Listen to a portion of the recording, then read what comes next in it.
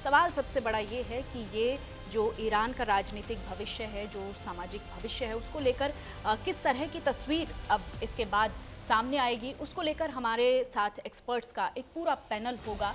उनसे हम चर्चा करेंगे क्योंकि तमाम अपने अपने विषय के एक्सपर्ट्स हैं, तो ईरान के सिचुएशन को वो हमें बेटर तरीके से समझा पाएंगे, बता पाएंगे। डॉक्टर सुरेश कुमार गोयल, पूर्व राजदूत, हमारे साथ हैं। आपका बहुत बहुत स्वागत है। और साथ ही हमारे साथ इस पूरे मसले पर जुड़ रहे हैं रोबिंदर सचदेव, विदेश मामलों के जानकार हैं, और साथ ही के सिन्हा, डिफेंस एक्सपर्ट हैं। आप तीनों का बहुत बहुत स्वागत करती हूं सर। सबसे पहले के सिन्हा जी, आपका रुख कर लेती हूं मैं। आप डिफेंस एक्सपर्ट हैं, आप इस वक्त ईरान की जो सिचुएशन है उसको लेकर आप बेटर तरीके से एनालिसिस कर सकते हैं सर। ये जो अब फांसी की सज़ा की बात सामने आ रही है और उसको लेकर तमाम तरह के सवाल इरफान सुल्तानी की फांसी को लेकर उठ रहे हैं, उसको लेकर आप क्या देखते हैं? क्या क्या भविष्य होगा? और इसको लेकर ईरान की जो एक छवि है, जो इंटरनेशनल छवि है, उसको कैसे देखते हैं सर आप? जय हिंद सोनाली। आज आज जो आपका सवाल है, आपने जो ईरान की मौजूदा परिस्थिति है उसके ऊपर में पूछा है, खास करके जो इरफान सुल्तानी के बारे में। तो जो अंदर की चीजें हैं जो ईरान पहले भी करता है, थोड़ा सा लिंकेजेस मैं दे दूं। जो उसने जो जिहाद का मुहिम चलाया था, खास करके 3H जब हम बात करते हैं, तो वो सबसे गलत नीति अपना करके चला था। 2023 से हम देख रहे हैं, उसके बाद उसकी ये हर्ष है। मगर एक पहलू है जो हम वेस्ट एशिया को देखते हैं। आपने कहा जो आज की परिस्थिति का सबसे बड़ा है कि जो सैंक्शन उसके ऊपर लगाया गया था, आर्थिक स्थिति वो सबसे डामाडोल है। यदि आप $1 को दें और उसमें 40 लाख 50,000 के उनके जो करेंसी का वैल्यू है, जी। वैल्यूएशन बहुत खराब है। जी। इसलिए जनता 9 करोड़ वहां लोग रहते हैं, जी। इन्फ्लेशन हाइपर है। तो अंदर से तो ईरान टूट ही रहा है, और उसमें करने वाला कौन? सैंक्शन लगाया किसने? उनको दशकों से उसके ऊपर सैंक्शन है और पूरी अर्थव्यवस्था टूटी है। तो ये जो जद्दोजहद की लड़ाई है, आप किसी को सही नहीं बता सकते। जिस तरह से 1953 में, थोड़ा सा मैं इसके पीछे जाना जरूरी है, राजा पहलवी की बात होती है, जिसको मोनार्की को लेकर लाए। जी। वहां डेमोक्रेटिक फॉर्म ऑफ गवर्नमेंट हुआ करता था, वो बहुत बड़ा गलत था। CIA और MI6 सेम जो आज वो करना चाह रहे हैं। और उसके बाद 1979 में जब इस्लामिक रेवोल्यूशन आया, और वही मौका फिर आप देख रही हैं जब हम 2026 की बात करते हैं। 2025 के एंड से शुरू हुआ है। जी।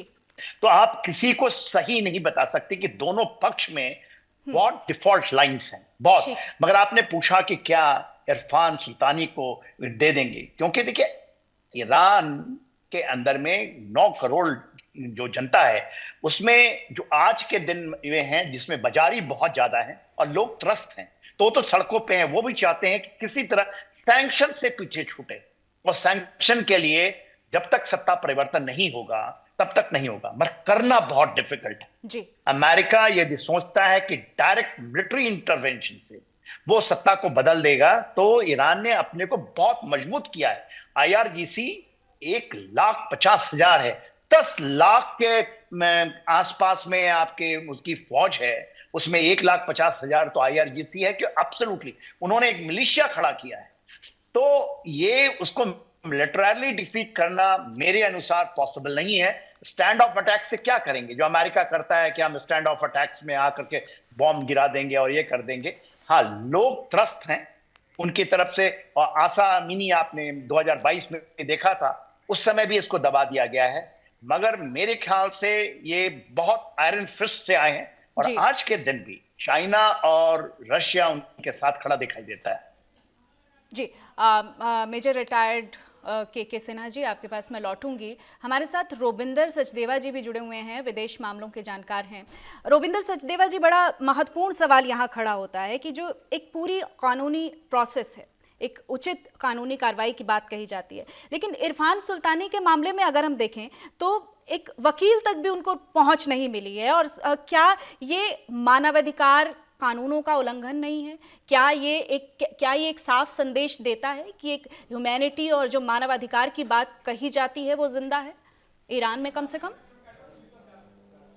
मानव अधिकारों के उल्लंघन आप गिनने शुरू करेंगे तो आज की दुनिया में मेरे ख्याल से हम करोड़ों साल तक गिनते रह जाएंगे। उल्लंघन हो रहे हैं, हर जी। जगह कर रहे हैं। Hmm. But coming back as general Sinha said कि इसका जो बेसिस है, फर्स्ट है कि अमेरिका ने जो सैंक्शंस लगाए ईरान के ऊपर इतने वर्षों से, जिसके चलते इकोनॉमिक हालात बहुत खराब हो गए, और उन सैंक्शन से निपटने के लिए ईरान जो अपना तेल इलीगली बेचता था या जो भी करता था, उसके चलते करप्शन को बड़ा मौका मिला।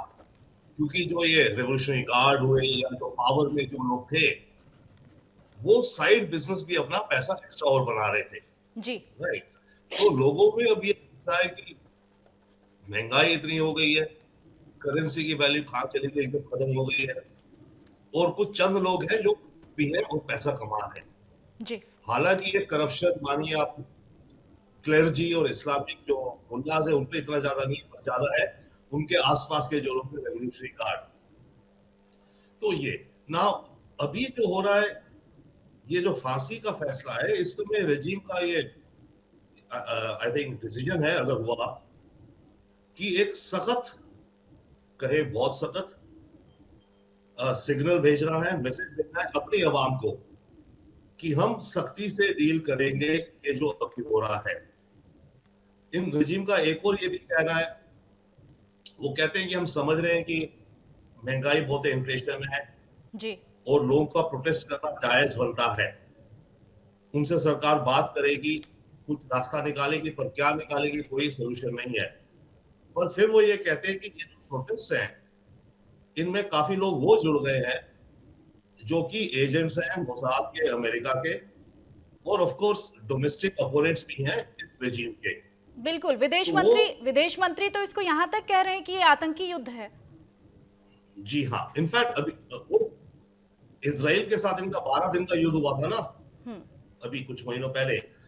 ये लोग इस डेमोन्स्ट्रेशन को कह रहे हैं कि ये 13वां दिन है, मतलब वो terrorist, according to them Israel terrorist definitely उनके हिसाब से रुपए का, तो ये 13वां या ये कंटिन्यूइंग है वही अटैक इनके देश के ऊपर, वो ये कह रहे हैं। इसलिए कह रहे हैं कि हम सख्त एक्शन लेंगे, जो अंदर से हमें सैबोटाज कर रहे हैं अंदरूनी। कि आप देखिए जितने इनके न्यूक्लियर साइंटिस्ट मारे जाते हैं, इनका आलिया मारा गया, कैसे पता चलता है कहाँ लोकेशन है? जी। इलेक्ट्रॉनिक से पता नहीं पता चलता, ऑन द ग्राउंड इरानियन लोग हैं कुछ जो या तो बिक गए हैं, या आइडियोलॉजी के हिसाब से रिजिम के खिलाफ हैं, या ब्लैकमेल हो रहे हैं, जो भी हो रहे हैं, वो अंदर से खबरें दे रही थी उन्होंने इजरायलीज को लोकेशन की। तो ये कहते हैं कि हमारे देश के अंदर जो लोग हैं उनको हमें चुन चुन के पकड़ के मारना है। जी। चलिए, कोई तकनीकी समस्या है रोबिंदर सचदेवा जी, मैं आपके पास लौटूंगी। हमारे साथ सुरेश कुमार गोयल जी भी जुड़े हुए हैं, पूर्व राजदूत हैं। सुरेश कुमार गोयल जी, इस पूरी स्थिति को अगर हम देखते हैं तो एक व्यापक तरीके से विरोध चल रहा है, कई तरह के धड़े बट रहे हैं, कई तरह की विचारधाराएं सामने आ रही हैं। अब क्या मुख्य कारण देखते हैं आप? आर्थिक है, सामाजिक है, राजनीतिक है? जहां से ये आंदोलन शुरू हुआ था वहां से अब ये जहां तक आ पहुंचा है, इस बीच के पड़ावों के बीच, और अब जो ये स्थिति बनी हुई है, इसको कैसे देखते हैं सर आप? देखिए, दो तीन चीजें, सॉरी काफी इको आ रहा है। आप अपनी बात रखिए सर, अपनी बात रखिए प्लीज। जी, आप जी। दो तीन चीजें हैं यहाँ पर। हमें ये देखना पड़ेगा पहले तो कि ये जब प्रोटेस्ट शुरू हुए, कहाँ से शुरू हुए। ये जहां तक ईरान की आर्थिक दिक्कतों की बात है, ये वो नई नहीं है, वो पहले से है। ईरान की आर्थिक दिक्कतों का मुख्य कारण है कि अमेरिका द्वारा लगाए गए सैंक्शंस, और अमेरिका ने सैंक्शंस लगाए थे क्योंकि वो जो ईरान का न्यूक्लियर प्रोग्राम था, यूएसए ने हमेशा कहा है कि ईरान जब तक अपना ये यूरेनियम एनरिचमेंट प्रोग्राम नहीं रोकेगा, उसके ऊपर ये सैंक्शंस लागू रहेंगे। यूएसए को जैसे पहले इराक में था कि वो वेपन्स ऑफ मास डिस्ट्रक्शन बना रहे हैं, न्यूक्लियर एनरिचमेंट कर रहे हैं, जिसका बाद में कोई प्रूफ नहीं मिला था। ईरान के बारे में भी उनका वही रवैया है कि ईरान न्यूक्लियर वेपन बनाने की तैयारी पर है और उसको रोकना है ये। तो इसके बाद में जो ये आर्थिक प्रोटेस्ट शुरू हुए हैं, ये पहले भी हुए हैं और लेकिन इस बार कोई खास तेज है ये। और ट्रंप ने ये जाहिर भी कर दिया है कि उनको तभी संतोष मिलेगा जब ईरान में तख्ता पलट हो जाएगा। तो जहां तक मैं समझता हूं कि ये जो इस बार के जो प्रोटेस्ट हो रहे हैं, इनका मेन ऑब्जेक्टिव है कि ईरान में तख्ता पलट करना जरूरी है और वो तख्ता पलट करने के लिए खमेनी और उसकी सत्ता के हाथ में से ताकत किस तरह से कम हो, ये देखना है।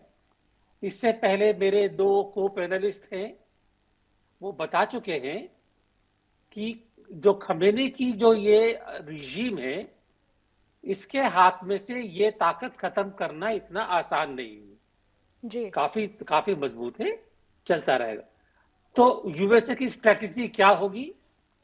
अगर खाली प्रोटेस्ट चलते रहे तो उससे ये तख्तापलट हो सकता है, या और कोई मिलिट्री स्ट्रेटेजी इस्तेमाल करेगा।